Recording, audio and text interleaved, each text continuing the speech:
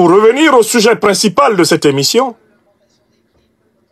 le nouveau président sénégalais, notre frère, Bassirou Diomaye Diakhar Faye, s'est donc finalement rendu, après avoir tournoyé dans les États vassaux de la CEDEAO, il a fini par se rendre au cœur du grand sujet africain du 21e siècle. Il a fini par se rendre dans 2 pays de l'Alliance des États du Sahel. Il a commencé par le Mali, dirigé par le leader Assimi Goïta, puis il a aussitôt enchaîné par le Burkina Faso, du leader Ibrahim Traoré. Et partout à travers les réseaux sociaux, que ce soit ici, sur TikTok où vous êtes déjà près de 500 personnes rassemblées, peut-être même 1000. Ici sur Facebook où vous êtes près de 1000 personnes rassemblées, et bientôt 2000 sur YouTube, plusieurs de mes amis m'ont demandé de donner mon analyse de cette double visite afin de confronter leur compréhension des faits à mes modestes lumières. Au service de l'Afrique des libertés, je ne me suis jamais débiné, y compris au risque d'avoir raison trop tôt, et même au risque d'avoir tort, car il m'est arrivé d'avoir tort. Je ne suis qu'un homme. Il m'est arrivé de me tromper. Mais le courage de la vérité, c'est le risque de se tromper, pris en toute sincérité. Et c'est le risque d'avoir raison, pris avant tout le monde, voire la plupart.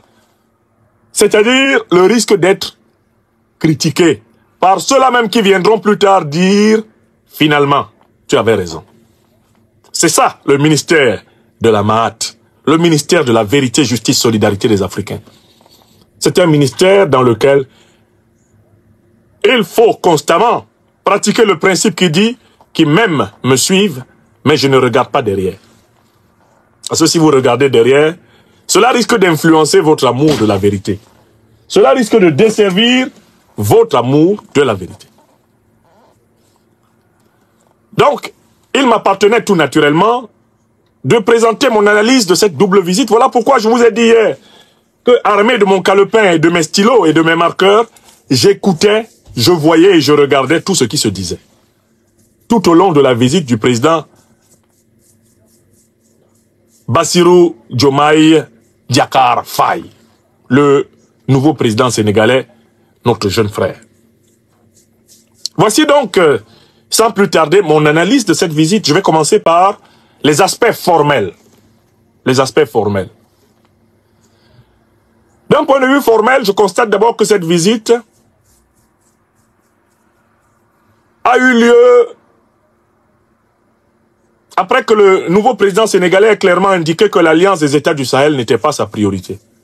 Que sa priorité, c'était les États de la CEDEAO. Les États vassaux du néocolonialisme français et de l'impérialisme occidental. Il a commencé par leur rendre ses hommages. Et tout le monde sait qu'en diplomatie, les premiers pays vers lesquels va un nouveau président indique sa préférence. Ça, c'est le premier point. Du point de vue de la forme, le public sénégalais, qui est encore sous l'effet du charme du nouveau président, peut bien sûr ne pas être d'accord avec moi, mais ce sont des faits. Il a commencé par visiter les États soumis à l'impérialisme occidental. Il a commencé par visiter les États soumis au néocolonialisme français.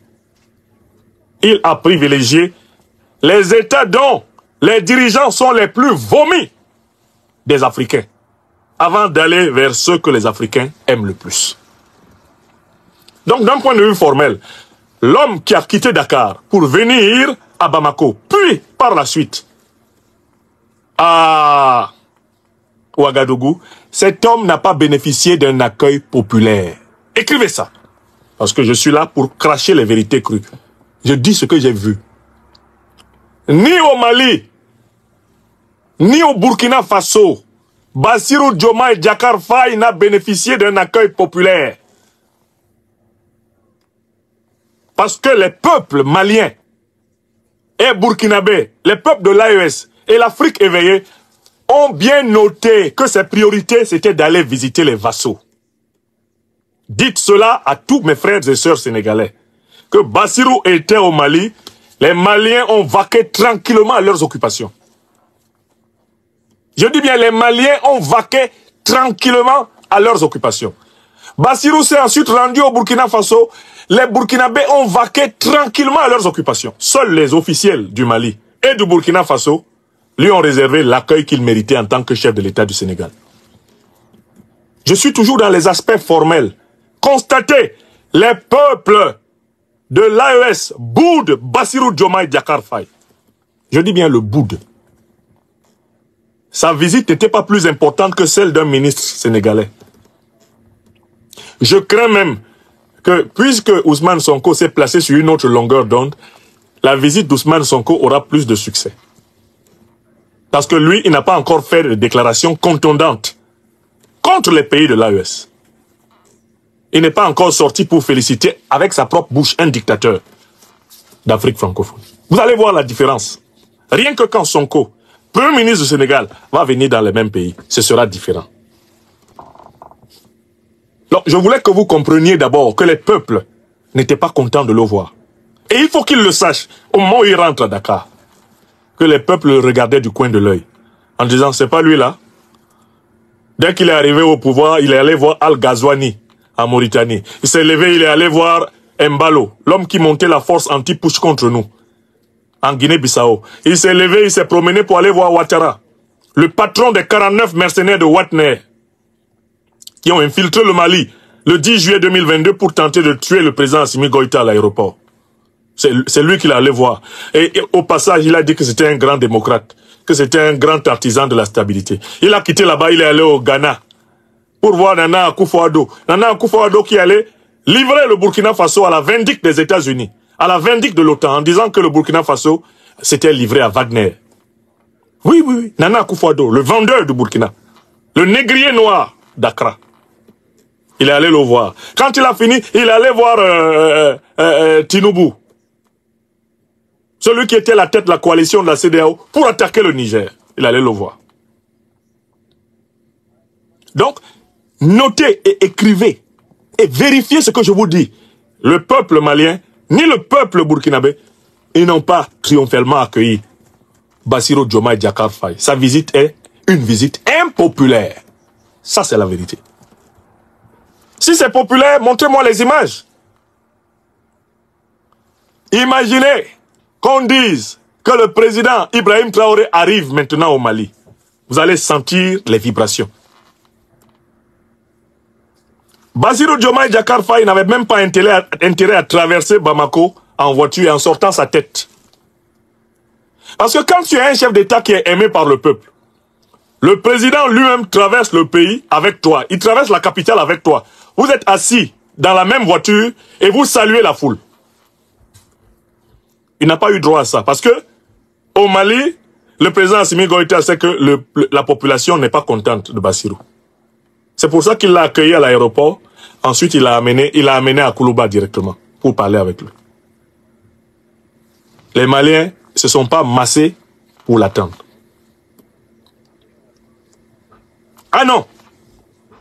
Les Burkinabés ne se sont pas massés pour l'attendre. Parce que le peuple malien et le peuple burkinabé savent que lui, ses préférences ont été réservées aux pays dirigés par des renégats ennemis de l'Afrique.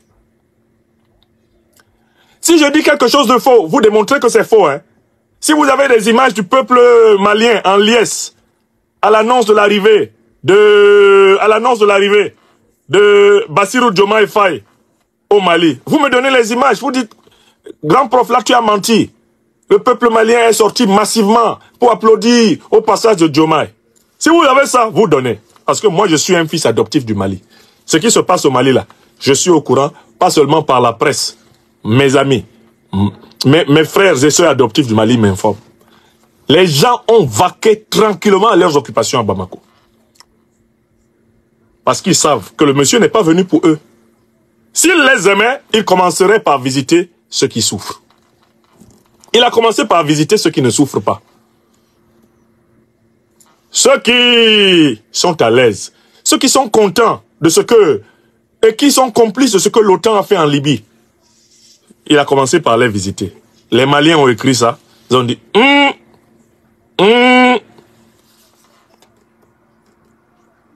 ah, Mechon, on a bien compris.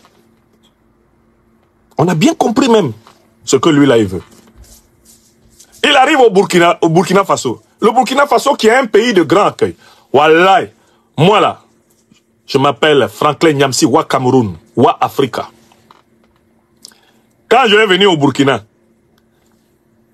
si on annonce que j'arrive au Burkina, vous allez voir l'accueil que moi seul là, moi seul petit intellectuel africain, fils de l'Afrique, moi je vais avoir un accueil plus triomphal que celui, populaire, plus populaire que celui de Bassirou. Moi seul, je ne suis pas président. Il est allé au Burkina. C'est les autorités burkinabées qui sont déplacées. Le peuple burkinabé a vaqué tranquillement à ses occupations. Le peuple burkinabé est un peuple bien informé. Ils sont restés chez eux. Ils ont dit, il y a Wotode. Il y a Wotode. On va se masser pour qui? Voilà pourquoi il n'a pas traversé triomphalement Ouagadougou. Il ne pouvait pas traverser triomphalement Ouagadougou. Parce qu'on ne sait pas comment les Burkinabés allaient s'énerver en chemin contre lui. Il est allé à Koulouba. Le président Traoré lui a réservé les honneurs qui sont dus en tant que chef d'État. Voilà. Je suis toujours dans la première partie de mon analyse. La forme. Regardez la forme. Voilà un président d'un grand pays africain. D'une grande nation africaine. La nation africaine du Sénégal. Et qui visite le Mali et le Burkina en rasant les murs. Souhait aéroport, souhait palais présidentiel, souhait il ressort. Je vous fais remarquer qu'il était pressé de partir. Hein. C'est-à-dire que quand il venait, son avion, je suis sûr qu'ils n'ont même pas éteint son avion. J'ai l'impression qu'il est venu au Mali, ils n'ont même pas éteint l'avion. L'avion continuait toujours en attendant qu'il vienne monter pour partir. Tellement lui-même il sent que je n'ai pas montré beaucoup d'amour à ce peuple. Ce peuple qui pensait quand j'étais en prison que j'étais la garantie qu'un changement à la tête du Sénégal signifie une union forte avec le peuple sénégalais. Ce peuple-là a douté de moi maintenant. Donc, maintenez l'avion, faites tourner le moteur. Moi, Bassirou, je finis de parler avec Assimi Goïta, soit je remonte dans l'avion. Vous avez vu comment il est reparti du Burkina? Dites-moi, quand tu es à l'aise pour aller dans un pays, tu arrives dans un pays le soir à 18 h, est-ce que tu repars la nuit? Je vous pose la question, mes frères et sœurs sénégalais, parce que c'est surtout à vous que je m'adresse, pour que vous parliez au président, pour lui dire qu'il a mal commencé. Chez nous en Afrique, quand tu viens chez quelqu'un le soir, la nuit, tard, surtout tu es un chef, est-ce que tu repars la nuit? Est-ce que tu repars la nuit? Qu'est-ce qui empêchait donc Bassirou de dormir à Ouagadougou? Qu'est-ce qui l'empêchait même de dormir une nuit au Mali, repartir le matin, arriver le matin au Burkina, repartir une nuit plus tard au Sénégal? Qu'est-ce qui l'empêchait? C'est qu'il n'a pas senti la chaleur populaire. Quand tu viens chez quelqu'un là, et il ne t'accueille pas chaleureusement, toi-même tu sais qu'il faut partir vite. Il n'a pas besoin de te dire. Hein. Tu arrives chez quelqu'un, c'est lui-même qui t'accueille, mais tu vois que sa femme, ses enfants ne veulent pas te voir. Toi-même tu repars vite. Oui. Tu repars vite. Tu sais que c'est pas bon. On n'attend pas ici. Donc voilà comment vous pouvez observer que Bassirou était pressé de partir. Parce qu'il a senti que le peuple ne l'attendait pas. Les officiels, que ce soit du Mali ou du Burkina, ont fait leur travail. Ils ont même annoncé son arrivée. J'ai vu sur le site du Mali et sur les sites officiels du Mali et du Burkina l'annonce de la visite du président. Mais allez voir les commentaires.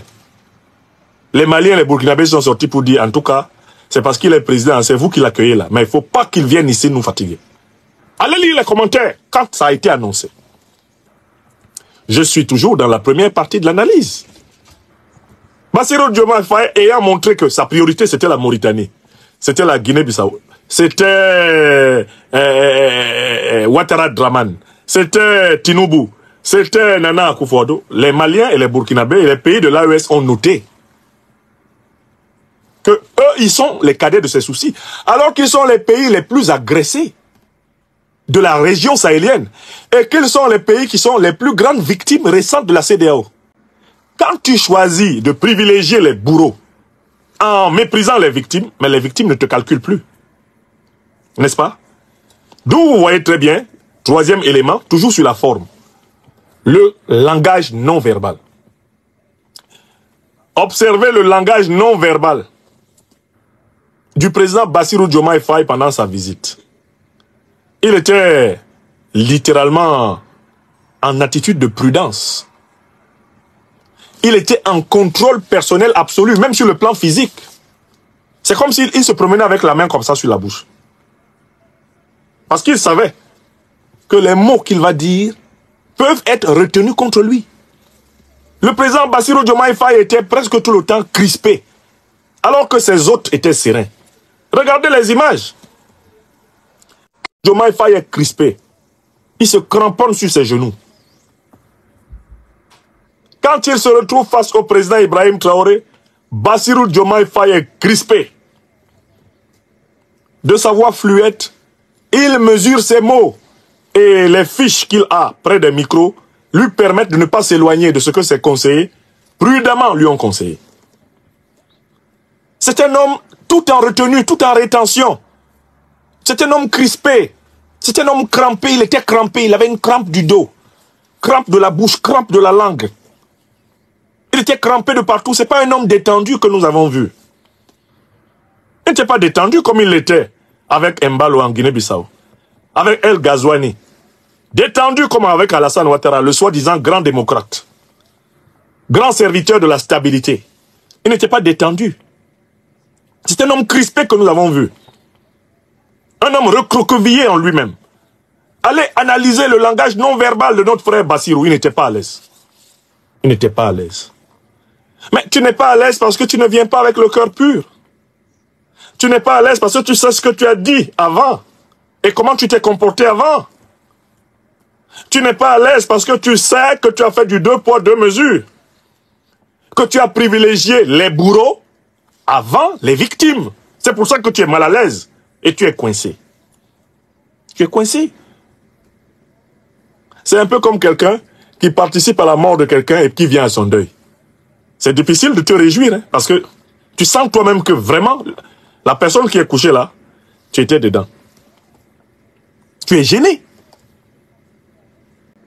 Donc, du point de vue formel, je vous invite à constater que tous les paramètres au niveau de la forme de la visite étaient pour une visite sous haute surveillance, une visite sous haute tension, une visite tendue, une visite non spontanée, une visite sans naturalité, une visite piégée, parce que le président sénégalais avait dégamé dans ses prises de position précédentes. Il avait dégamé. Il était sorti de la gamme. Et là maintenant, il était question pour lui d'éviter un nouveau clash. Par conséquent, il a été inhibé, refoulé. Il était obligé de procéder à une autocensure. Il tournait sa langue dans sa bouche 7 fois avant de parler. N'est-ce pas? Voilà pour ce qui est de la forme. Voilà ce que j'ai vu. Et je comprends la méfiance des peuples maliens et burkinabés. Parce que les peuples maintenant jugent les dirigeants sur leurs actes. C'est ce que tu fais qui te fait maintenant en Afrique. Maintenant que l'information circule à la vitesse de la lumière, ce que tu dis là, c'est ça qu'on retient contre toi. Ce que tu fais là, c'est ça qu'on retient contre toi et tout le monde est au courant. Maintenant, nous allons passer à la deuxième partie de notre analyse. Cette fois-ci, je vais m'intéresser au fond de la visite. Avant de donner ma conclusion. Parce que dans ma conclusion, je vais montrer que le président Bassirou Diomaye Faye est le nouvel auteur d'un remix du grand roman sénégalais que j'ai étudié autrefois comme élève de terminale au Cameroun et que j'ai enseigné comme professeur de littérature en Afrique. Bassirou Diomaye Faye ressemble au personnage central du roman de Cheikh Hamidou Kane. L'aventure ambiguë. Le président sénégalais actuel est un aventurier ambigu. Ça, je vais démontrer ça en conclusion.